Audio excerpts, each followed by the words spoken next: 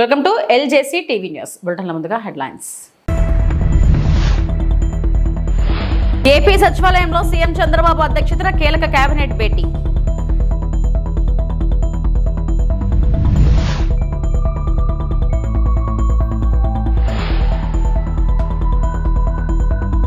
విద్య, పేదల వైద్యం మాకు అత్యంత ప్రాధాన్య అంశాలు. తెలంగాణ సీఎం రేవంత్ రెడ్డి.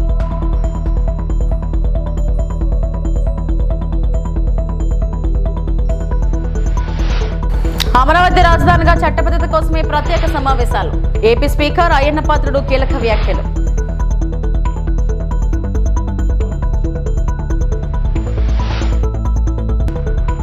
మార్కాపురం వద్ద ఘోర రోడ్డు ప్రమాదం, 13 మంది సజీవ దహనం.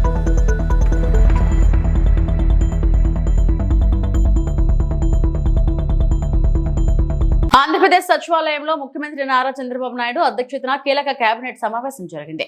ఈ సమావేశంలో రాష్ట్ర అభివృద్ధి సంక్షేమ పథకాల అమలు, పెట్టుబడులు ఆకర్షించడం వంటి అంశాలపై మంత్రివర్గం విస్తృతంగా చర్చించింది.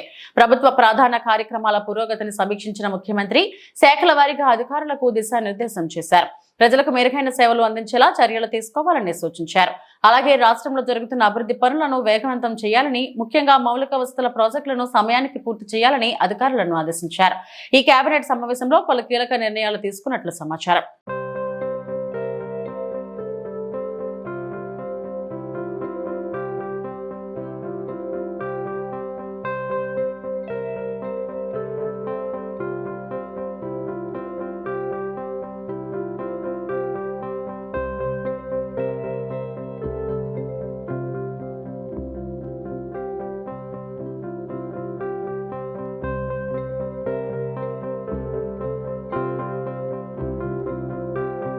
విద్య, పేదల వైద్యం తమ ప్రభుత్వానికి అత్యంత ప్రాధాన్యాంశాలని తెలంగాణ సీఎం రేవంత్ రెడ్డి అన్నారు.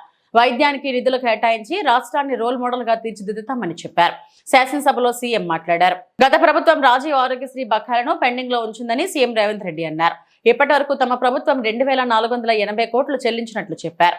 ప్రభుత్వ ఆసుపత్రులకు 927 కోట్లు, ప్రైవేట్ ఆసుపత్రులకు 1180 కోట్లు చెల్లించినట్లు సీఎం వివరించారు. శాసనసభలో ఆయన మాట్లాడారు. తమ ప్రభుత్వ హయాంలో 2046 కోట్ల విలువైన సీఎంఆర్ఎఫ్ చెక్కులను పంపిణీ చేశామని చెప్పారు. గతంలో ఈ చెక్కుల విషయంలో అవినీతి జరిగిందన్నారు. 27 నెలల కాంగ్రెస్ ప్రభుత్వ పాలనలో పేదల వైద్యం కోసం 4500 కోట్లు చెల్లించామన్నారు. డిసెంబర్ 6, 2023 వరకు ప్రతి నెల యావరేజ్గా గత ప్రభుత్వం ఖర్చు పెట్టింది 52 కోట్ల రూపాయలు రాజీవ్ ఆరోగ్యశ్రీలో. డిసెంబర్ 7, 2023 నుంచి మార్చ్ 25, 2026 దాదాపుగా 26-27 నెలలలో ప్రతి నెల ఈ ప్రభుత్వం ఖర్చు పెట్టింది 89 కోట్ల రూపాయలు అధ్యక్ష యావరేజ్గా. అదేవిధంగా రాజీవ్ ఆరోగ్యశ్రీలో రాష్ట్ర ప్రభుత్వం పేమెంట్లు ఇవ్వడం లేదు. దాంతో ప్రైవేట్ హాస్పిటల్స్ మూతపడుతున్నాయి, మాకు నోటీస్ ఇచ్చిండ్రు, మీరు ఇంకా దాని మీద స్పందించడం లేదన్నట్టుగా ఏదైతే మాట్లాడుతుండ్రో ఈ వారసత్వం వారి నుంచి మాకు వచ్చింది అధ్యక్ష. ఈ రాజీవ్ ఆరోగ్యశ్రీ బకాయిలు పెట్టి అధికారాన్ని కోల్పోయి ఆ భారాన్ని మా నెత్తి మీద పెడితే ఆ భారాన్ని మోస్తూనే మేము 5 లక్షల నుంచి 10 లక్షల రూపాయలకు పెంచడం జరిగింది అధ్యక్ష. ఆ విషయం కూడా 7 తారీఖు నాడు మేము ప్రభుత్వం బాధ్యత తీసుకున్నప్పుడు 7/12/2023 నాటికి గత ప్రభుత్వం నుంచి వారసత్వంగా మాకు వచ్చిన భారము 600 కోట్ల 27 లక్షలు అధ్యక్ష. 600 కోట్ల 27 లక్షల రూపాయల భారము గత ప్రభుత్వం నుంచి మాకు వారసత్వంగా రాజీవ్ ఆరోగ్యశ్రీలో భారం వచ్చింది అధ్యక్ష. అందులో గవర్నమెంట్ హాస్పిటల్స్కి 240 కోట్ల 11 లక్షలు, ప్రైవేట్ హాస్పిటల్స్లో 360 కోట్ల 16 లక్షలు. అదేవిధంగా అధ్యక్ష మేము ప్రభుత్వం వచ్చిన తర్వాత మేము చేసిన పేమెంట్స్ 7/12/2023 నాడు మేము పదవి చేపట్టినాక 8/12/2023 అంటే ఫైనాన్షియల్ ఇయర్ 2023-24 అంటే కంప్లీట్ మార్చ్ 31, 2024 వరకు వాళ్ళు లేరు అధ్యక్ష. 3 నెలల ముందే ఈ ప్రభుత్వం బాధ్యత తీసుకున్నది. ఈ ప్రభుత్వం బాధ్యత తీసుకున్న 8/12/2023 నుంచి ఈ రోజు వరకు 2408 కోట్ల రూపాయల 51 లక్ష ఇప్పటి వరకు మన ప్రభుత్వం పే చేసింది అధ్యక్ష. ఇందులో గవర్నమెంట్ హాస్పిటల్స్కి 927 కోట్ల 99 లక్షలు, ప్రైవేట్ హాస్పిటల్స్కి 1480 కోట్ల 52 లక్షల రూపాయలు. అంటే గవర్నమెంట్లో 34 కోట్లు పర్ మంత్ ఇస్తే ప్రైవేట్లో 55 కోట్లు పర్ మంత్ ఇవ్వడం జరిగింది అధ్యక్ష. అదేవిధంగా అధ్యక్ష, ఈ రోజు అవుట్ స్టాండింగ్, ఇప్పుడు వారు ఏదైతే చాలా అవుట్ స్టాండింగ్ ఉందని అంటుండ్రో, యాజ్ ఆన్ డేట్ 25th వరకు క్యాలిక్యులేట్ చేస్తే ఈ రోజు వరకు 727.75 కోట్లు. అంటే వాళ్ళు ఇచ్చిపోయిన 600కు మేము 28 నెలల అదనంగా బకాయి పడ్డది 100 కోట్ల చిల్లరనే అధ్యక్ష.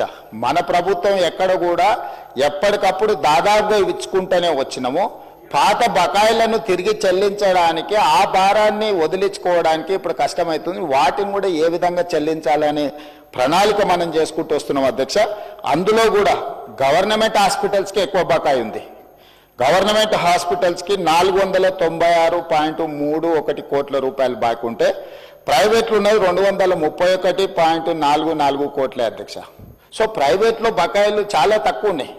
ప్రైవేట్ హాస్పిటల్స్ రాజీవ్ ఆరోగ్యశ్రీ నిధులు ఇవ్వకపోవడం వల్ల ట్రీట్మెంట్ అందించడం లేదు, దానివల్ల పేదలకు అన్యాయం జరుగుతుంది ఏదైతే అపోహ కల్పించే ప్రయత్నం చేస్తున్నారో వాస్తవ వివరాలు ఇవి అధ్యక్ష.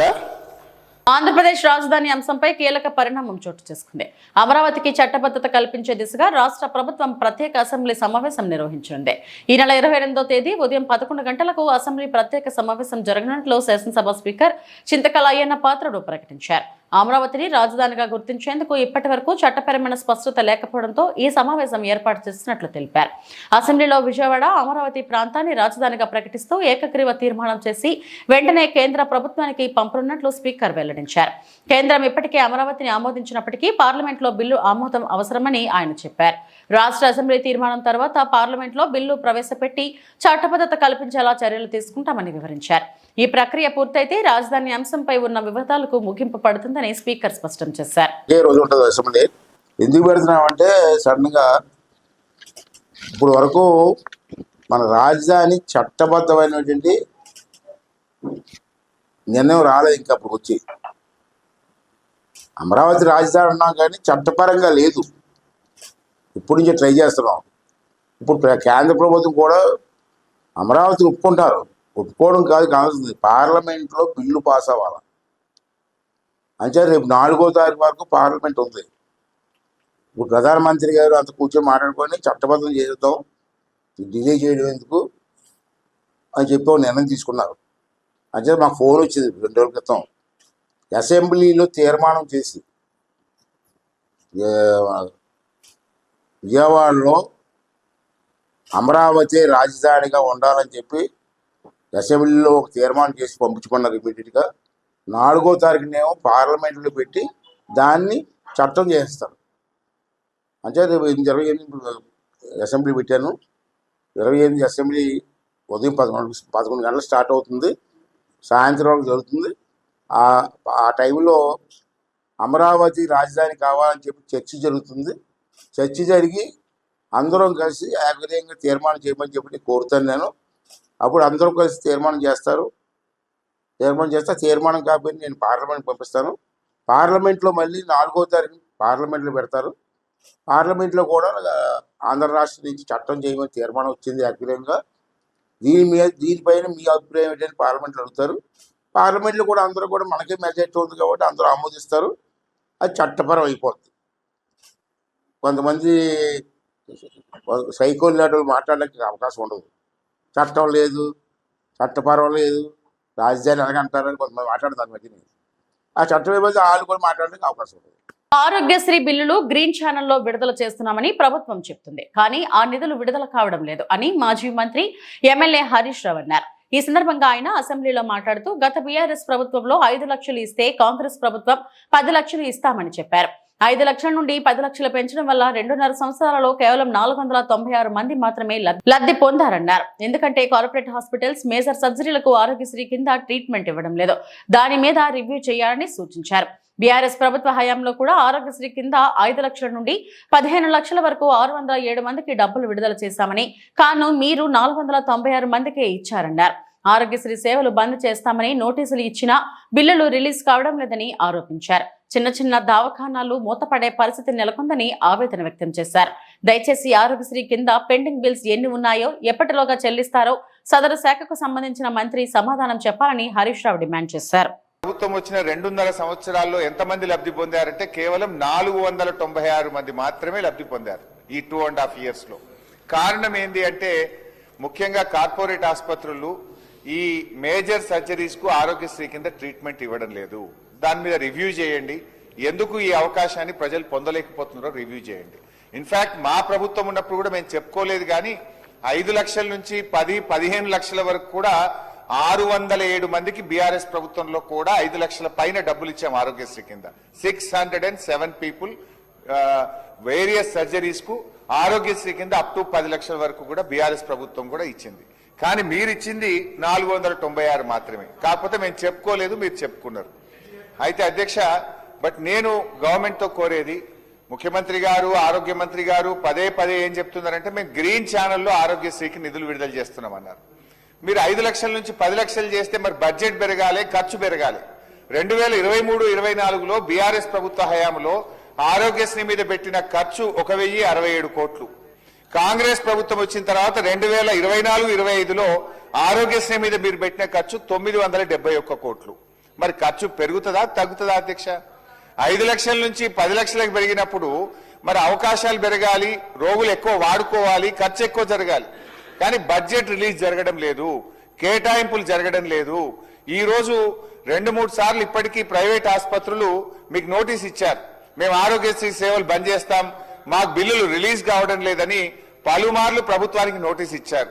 మీరు వాళ్ళని పిలిచారు, మాట్లాడారు, టైం పెట్టినారు, కానీ ఇప్పటి వరకు కూడా వాళ్ళకి డబ్బులు విడుదల కాలేదు. చిన్న ఆసుపత్రులు మూతబడేటువంటి పరిస్థితి ఏర్పడ్డది. దయచేసి ఈ రోజు నేను మంత్రి గారిని సూటిగా అడుగుతా ఉన్నా, ఆరోగ్యశ్రీ కింద as on today pending bills ఎన్ని ఉన్నాయి, బిల్స్ రెడీ ఫర్ పేమెంట్ ఎంత, బిల్స్ అండర్ స్క్రూటినీ మీ డిపార్ట్మెంట్ లో ఎంత ఉన్నాయి, ఎప్పట్లోగా ఈ ఆరోగ్యశ్రీ బిల్లులు చెల్లిస్తారు? ఎందుకంటే మీరు బిల్స్ పే చేస్తే ప్రైవేట్ ఆసుపత్రులు కూడా ఎంకరేజ్మెంట్ ఉంటుంది, వాళ్ళు ఇంకా మరిన్ని కేసులు టేకప్ చేస్తారు, పేదలకు మేలు జరిగేటువంటి అవకాశం ఉంటది.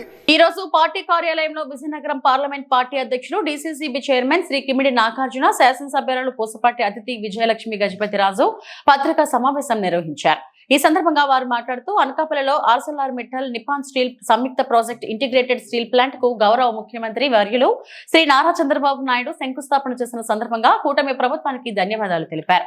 అదేవిధంగా ఈ స్టీల్ ప్లాంట్ వలన రాబోయే కాలంలో అనేక ఉపాధి అవకాశాలు వస్తాయని, రాష్ట్రంలో పెట్టుబడుల కోసం శ్రీ నారా లోకేష్ నిరంతరం శ్రమిస్తున్నారని అన్నారు.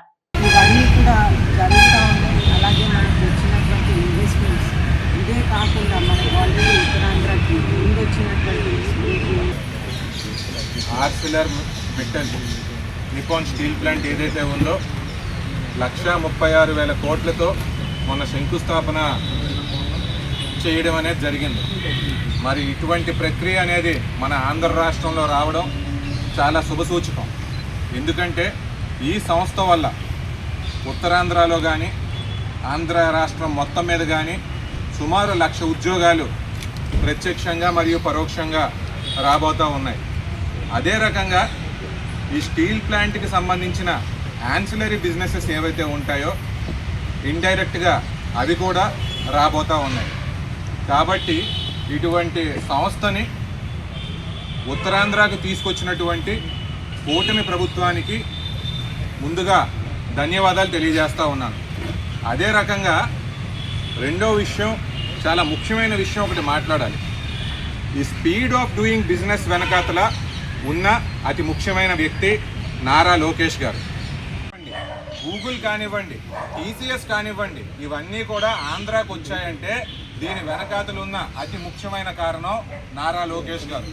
నాకైతే ఒక ఉత్తరాంధ్ర వాసిగా చాలా గర్వంగా ఉంది, చాలా సంతోషంగా ఉంది, భవిష్యత్తు చాలా బాగుంటుంది అన్న నమ్మకం కూడా ఉందండి. ఎందుకంటే ఈ కంపెనీలు రావడం వల్ల ఉద్యోగాలు రావడంతో పాటు టూరిజం సెక్టర్ కూడా పెరుగుద్ది. వీటికి సంబంధించిన హోటల్స్ వస్తాయి, వీటికి సంబంధించిన రెస్టారెంట్స్ వస్తాయి. అందరూ కూడా ఇక్కడికి వచ్చిన తర్వాత ఏంటంటే ఈ ఉపాధి అవకాశాలు పెరగడం, మన ఉత్తరాంధ్రకి రెవెన్యూస్ ఇంకా పెరగడం కూడా జరుగుతాయని చెప్పి ఈ సందర్భంగా తెలియజేసుకుంటూ, ఇంత మంచి అభివృద్ధి కార్యక్రమాల్ని ఆంధ్ర రాష్ట్రంలో నడిపిస్తూ ఉన్న కూటమి ప్రభుత్వానికి, ముఖ్యంగా మన ముఖ్యమంత్రి వర్యులు నారా చంద్రబాబు నాయుడు గారికి ఇంకొకసారి ధన్యవాదాలు చెప్పుకుంటూ సెలవు తీసుకుంటున్నాం. మార్కాపురం జిల్లా రాయవరం సమీపంలో గురువారం తెల్లవారుజామున జరిగిన ఘోర రోడ్డు ప్రమాదం సామాన్యుల బతుకుల్ని బుగ్గు చేసింది. పలకల క్వారీల వద్ద టిప్పర్ను ప్రైవేట్ ట్రావెల్ బస్సు ఢీకొట్టడంతో బస్సుతో పాటు ట్రిప్పర్లోని మంటలు చెలరేగాయి. ప్రమాదంలో బస్సులోని 13 మంది ప్రయాణికులు సజీవ దహనమయ్యారు. మరో 28 మందికి గాయాలయ్యాయి. ఈ దుర్ఘటనలో బస్సు టిప్పర్ పూర్తిగా దగ్ధమైంది. ఘటనా స్థలానికి దృశ్యాలు ప్రమాద తీవ్రతను కళ్ళకు కడుతున్నాయి.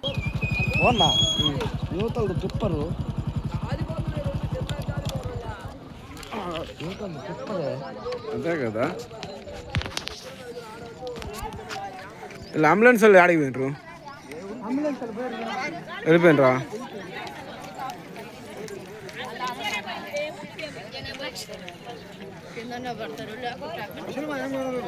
లోపల రా.